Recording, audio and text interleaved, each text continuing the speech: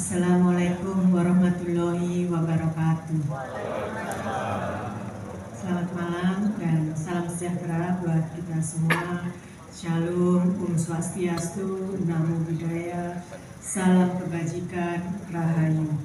Yang saya hormati PLH Direktur Fasilitasi Kelembagaan dan Kepegawaian Perangkat Daerah Kementerian Dalam Negeri, Bapak, izin untuk melakukan shelter ataupun pelantikan. Bapak nggak bosan dengan kami semua. Yang saya hormati juga Kepala Kantor Regional 2 BKN Surabaya, Bapak Adarmuji, Esos MSI, dan juga yang saya hormati Pak Ranto yang pada malam hari ini menyempatkan hadir di Surabaya. Mudah-mudahan diskusi malam hari ini dengan para kepala BKP SDM di KD Kota tambah gayeng karena hadirnya para narasumber dari pusat.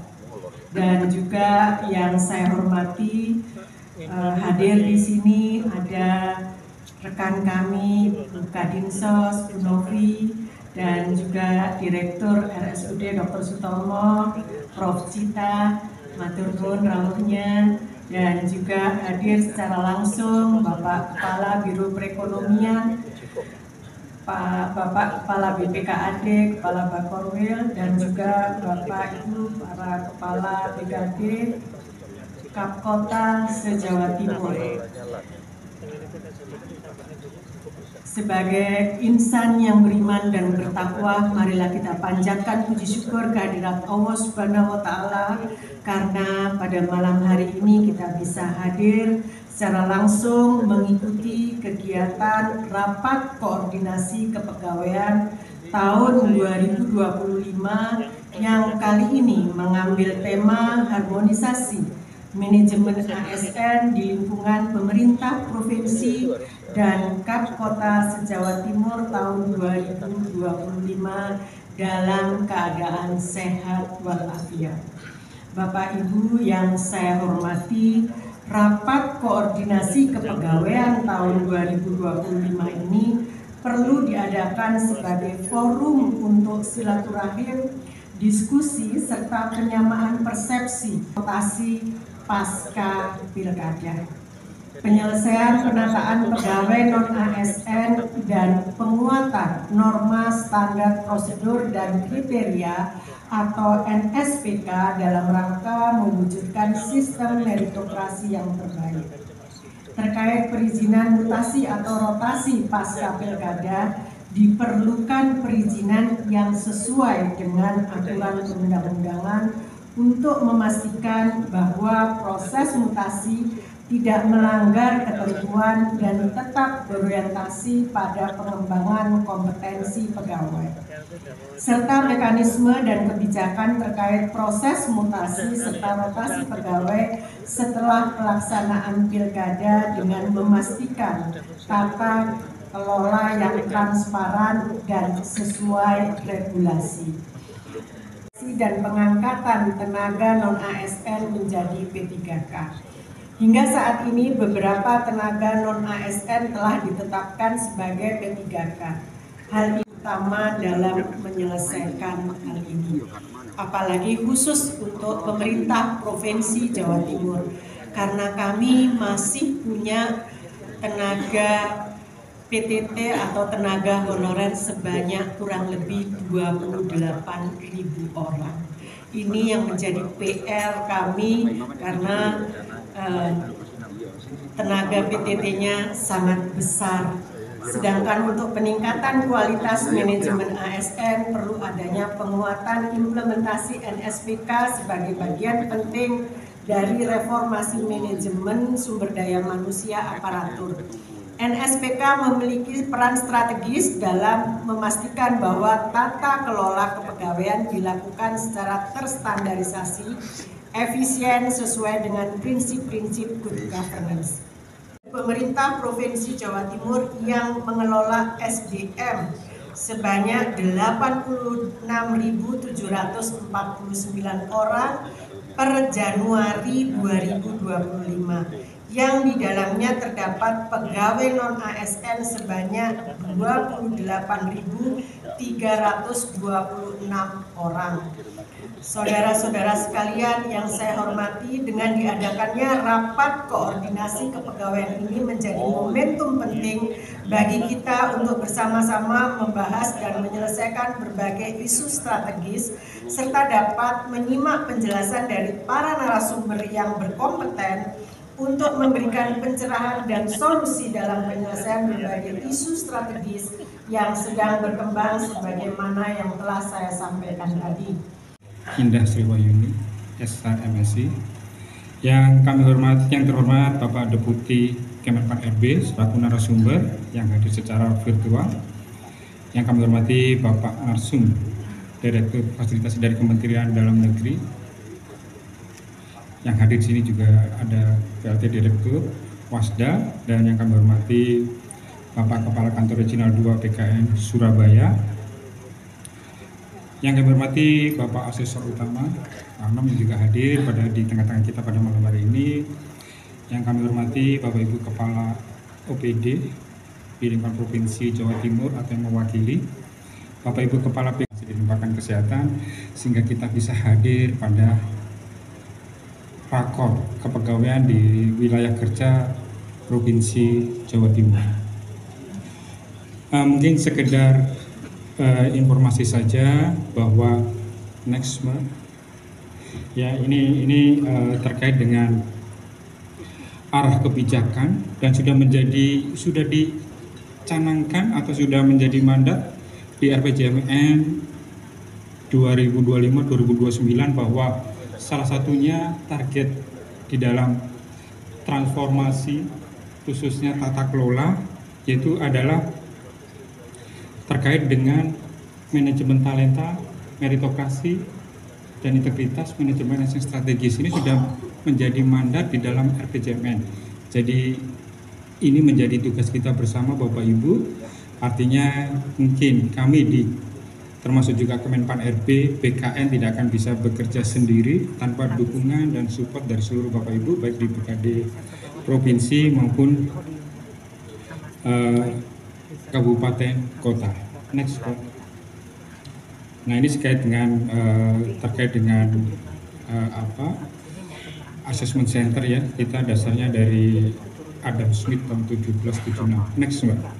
Nah ini SMSI yang terhormat Deputi Bidang SDMA Kemenpan RB Bapak Abah Subagja SOS MAP, yang terhormat PLH Direktur Fasilitasi Kelembagaan dan Kepegawaian Perangkat Daerah Kementerian Dalam Negeri Bapak Dr. Andes Paskalis Bailon Meja yang mungkin sedang mengikuti secara virtual, dan didampingi analis kebijakan, analis kepegawaian ahli muda Bapak Ranto Benat SP yang hadir secara langsung pada malam hari ini, yang terhormat Kepala Pusat Penilaian Kompetensi ASN BKN Bapak Bayu Lodi Hargono MMMT, yang terhormat PLT Direktur Wasdal 2 BKN Bapak Yosua Jaya Edi SOS SE MSI, yang terhormat Kepala Kantor Regional 2 BKN Surabaya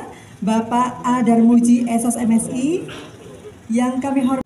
Latar belakang dalam rangka meningkatkan kualitas pelayanan publik dan manajemen ASN, maka perlu diselenggarakan rapat koordinasi kepegawaian ini sebagai wadah bagi BKD Provinsi Jawa Timur, BKD, BKPP, BKPSDM Kabupaten Kota se-Jawa Timur, Asosiasi BKD Provinsi se-Jawa, serta perangkat daerah di lingkungan pemerintah Provinsi Jawa Timur untuk saling bersilaturahim, berdiskusi, dan juga menyamakan persepsi dalam rangka implementasi perkembangan kebijakan pemerintah pusat terkait manajemen ASN, serta mencari solusi penyelesaian isu-isu strategis permasalahan kepegawaian yang sedang menghangat saat ini, antara lain terkait dengan rotasi mutasi pasca pemilihan kepala daerah, penataan pegawai non-ASN, dan penguatan SPK untuk mendukung sistem meritokrasi yang lebih baik. Dasar pelaksanaan yaitu 1. Undang-Undang Nomor 20 Tahun 2023 tentang Aparatur Sipil Negara. 2. PP Nomor 17 Tahun 2020 tentang perubahan atas PP 11 Tahun 2017 tentang manajemen PNS. 3. Peraturan Daerah Jawa Timur Nomor 9 Tahun 2024 tentang APBD Provinsi Jawa Timur tahun anggaran 2025 tanggal 31 Desember 2024. 4. Peraturan Gubernur Jawa Timur Nomor 46 Tahun 2024 tentang penjabaran APBD Provinsi Jawa Timur tahun 2025. 5. DPA BKD Provinsi Jawa Timur tahun 2025 nomor DPA _(-5.00.0.001/001 tahun 2025 tanggal 1 Januari 2025.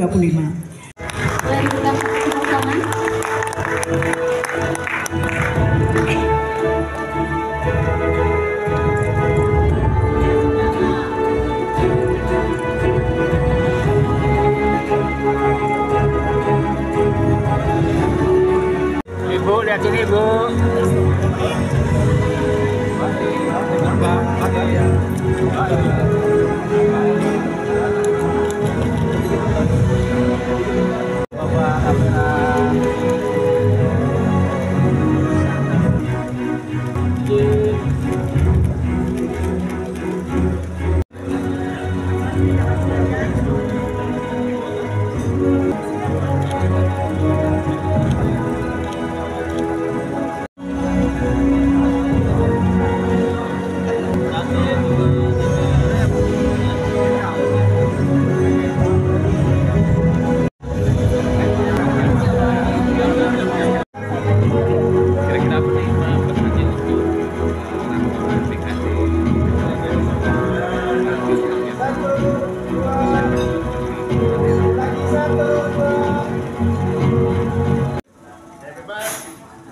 Bebas, sekali lagi.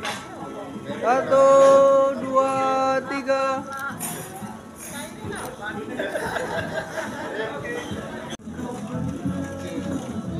Satu, dua, tiga. Kita rapat koordinasi kepegawaian kabupaten kota dan provinsi Jawa Timur dalam rangka membangun harmonisasi terkait dengan tata kelola manajemen kepegawaian. Tentunya ada 3 agenda yang menjadi konsentrasi di dalam rapat koordinasi. Yang pertama adalah terkait mutasi pasca terpilihnya kepala daerah. Yang kedua adalah berkaitan dengan bagaimana penyelesaian non-ASN. Dan yang ketiga adalah memastikan bagaimana NSPK, norma, standar, prosedur di dalam pengolahan manajemen gawean itu bisa berjalan dengan baik. Nah, kami Provinsi Jawa Timur sebagai wakil pemerintah pusat yang ada di provinsi, kami mengundang kabupaten kota untuk menyamakan persepsi ini. Sehingga apa? Sehingga di Jawa Timur ini nanti tercipta satu kesamaan terkait dalam proses pengolahan manajemen gawean. Contohnya bagaimana tadi dijelaskan dari narasumber pertama bahwa pasca terpilihnya kepala daerah ini ada aturan bahwa 6 bulan itu setelah itu boleh untuk melakukan rotasi-rotasi. Ini adalah untuk kita membangun kesamaan persepsi sehingga apa? Nanti tata kelola terkait dengan pengaturan dan penataan ASN ini nanti bisa dilakukan dengan intinya di sana. Kalau tadi sempat disinggung tentang ada PR berapa ribu tenaga kerja yang harus ditanggung itu tadi, Pak? Oh ya, itu terkait penyelesaian non-ASN. Ya. kayak di Provinsi Jawa Timur ini ada 28.000 non-ASN, tentunya ini ada seleksi tahap 1, tahap 2. Tahap 2 saat ini masih dalam proses pendaftaran, hari ini terakhir. Tentunya kami mengharapkan 28.000 orang non-ASN itu nanti dapat diselesaikan melalui proses seleksi P3K. Artinya mereka nanti ada yang menjadi full time dan ada yang menjadi part time. Baik, terima kasih ya Pak. Oke.